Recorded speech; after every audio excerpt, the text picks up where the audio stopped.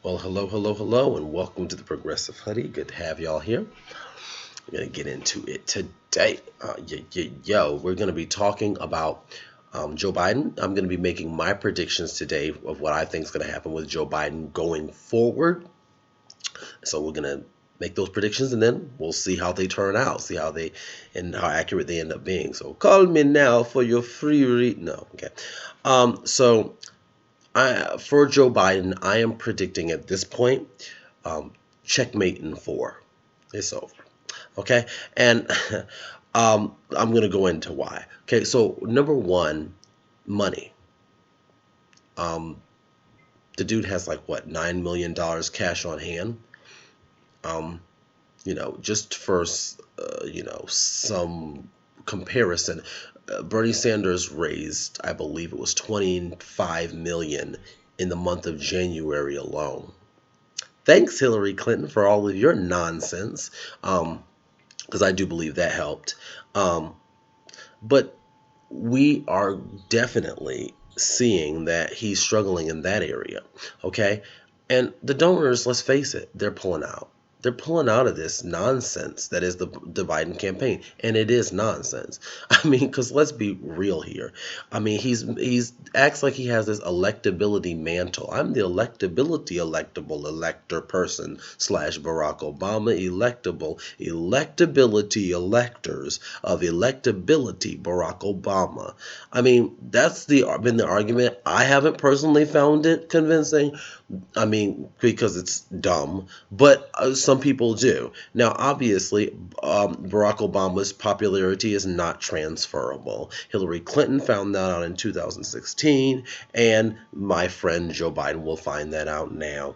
Joe Biden has been, oh, yes, I'm sorry, we're going on a little bit of a tangent, but I'm about to go in on this candidacy. Joe Biden has, for some reason, ever since, the one black person he knows decided to put him as his vice president and running mate for his campaign, all of a sudden he thinks that like he was some like civil rights icon on the level of a John Lewis or somebody like that. You're not, bruh. You're not. Okay. We're talking about Mr. Oh yeah, I was working with the segregationist. You got to work with the segregationist. Yeah, but to segregate, right? I mean, you work with them to provide like clean water to your citizens and to educate the populace and to pass laws that help people, but you don't work with them to like be racist garbage. Okay, so anyway, I mean, let's just be real about that. So no, this is not, you're not a civil rights icon, but he thinks that he is. For some reason, he's gotten it into his head that Barack Obama selected him as his running mate because I'm sorry, I can't even laugh. I can't even say it without laughing. I'm sorry. I'm gonna try again. For some reason, he's got.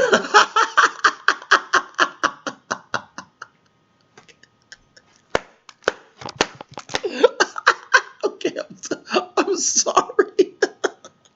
I can't do this. I'm so sorry. Okay, okay. Oh, I'm sorry. Ooh, Joe Biden is a riot.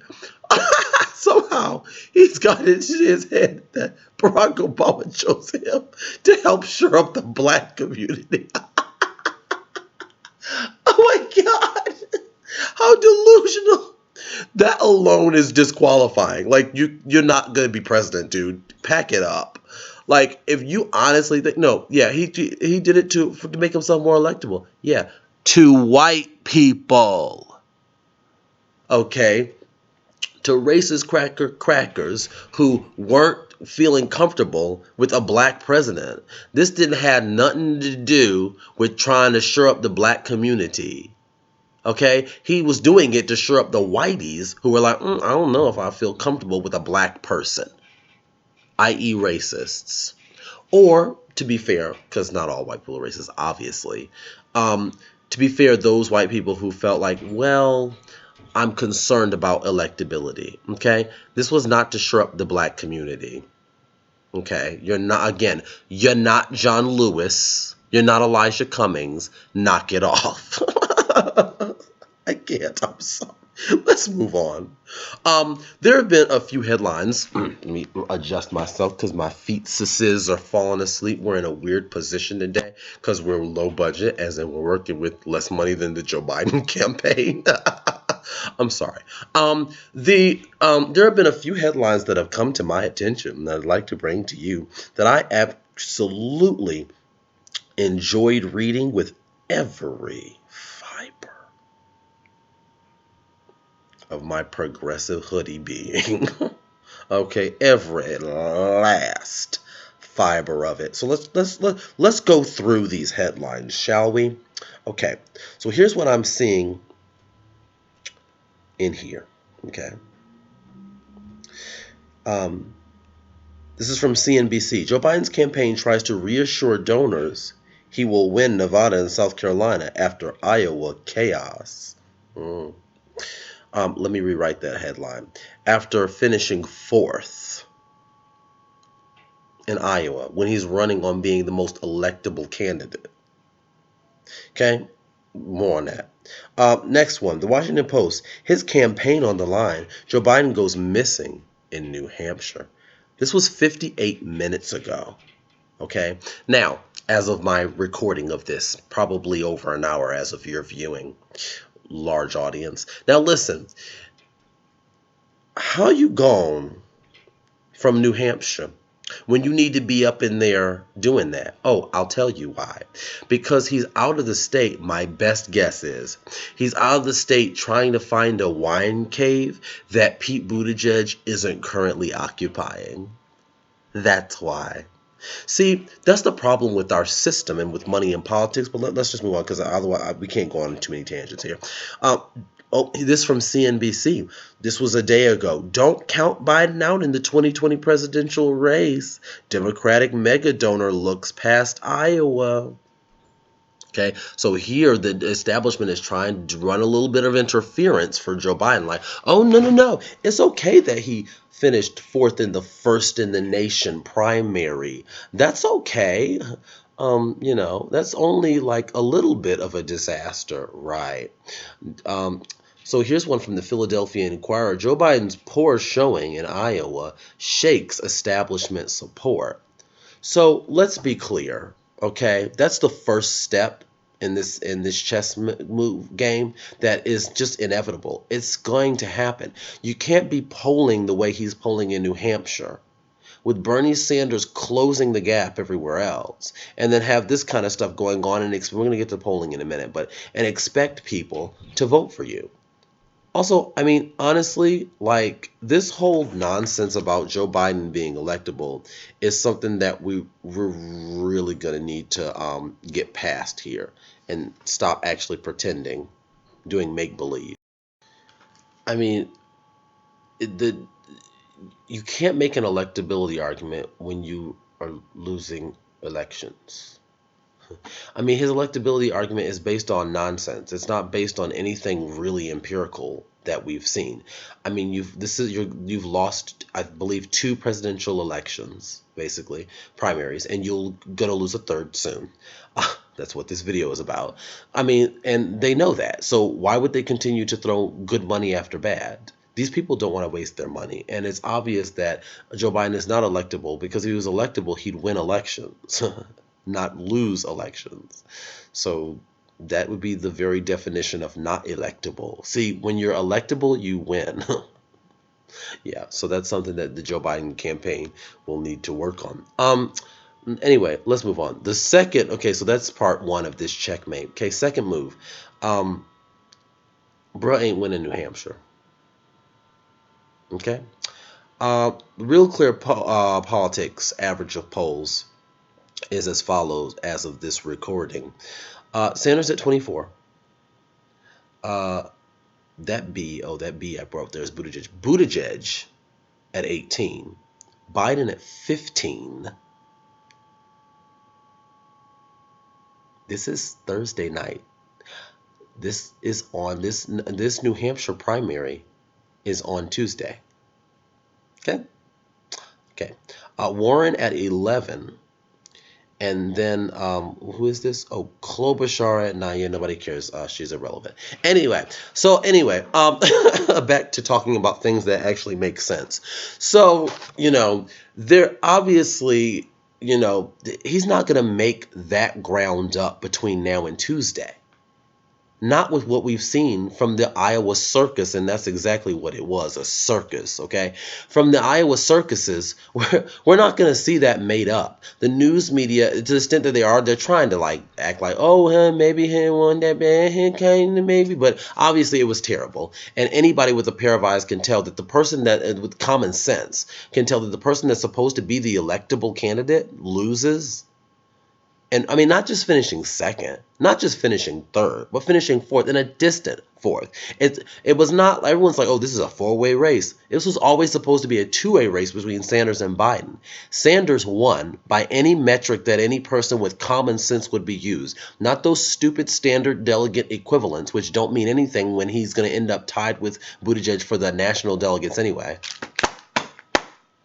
But by the actual national delegates, A, and B, something called the popular vote, where like people vote and then like whoever has the most is obviously who wins because that's the person who the most people support. It's the most, like more. Like more is more than less. Anyway, so whatever. I mean, obviously, this is the democracy we live in, where we have to tell people more is actually more. Like, what the heck are we doing in this country? I mean, my gosh. Anyway, so that's number two. He's 9 points behind Sanders. If he manages to make up those 9 points between now and Tuesday, let me tell you something.